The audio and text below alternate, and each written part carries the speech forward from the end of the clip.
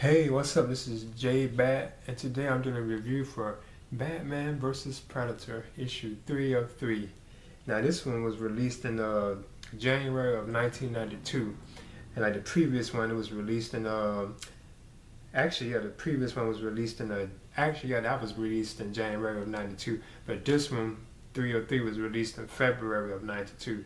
And I remember my anticipation for this issue. I couldn't wait for it to be released after like the slam bang finale that they had with Batman vs. Predator issue 2 of 3. And like they introduced Batman with Bruce Wayne introduced like this new armor suit. I couldn't wait for I remember that like issue 3 of this at the time. I was just like a kid at the time, you know. It was like a long time ago. I remember that. I kind of had this like over 20 years back. I remember my anticipation for this particular issue because it had Bruce Wayne in this new bat suit that was armored so he can battle the Predator, you know.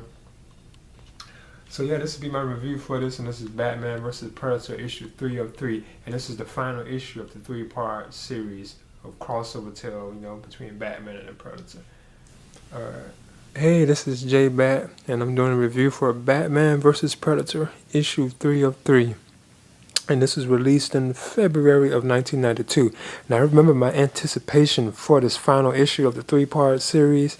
It was like very high at the time. I couldn't wait for this issue because the way issue 2 of 3 ended with Batman equipped in this new, Bruce Wayne equipped in this new like Batman armor, so he can actually have like withstand a battle with the Predator, you know. And I remember my anticipation for it at the time, seeing like Bruce Wayne in this new armored bat suit. I remember I couldn't wait for this issue to be released back in 1992.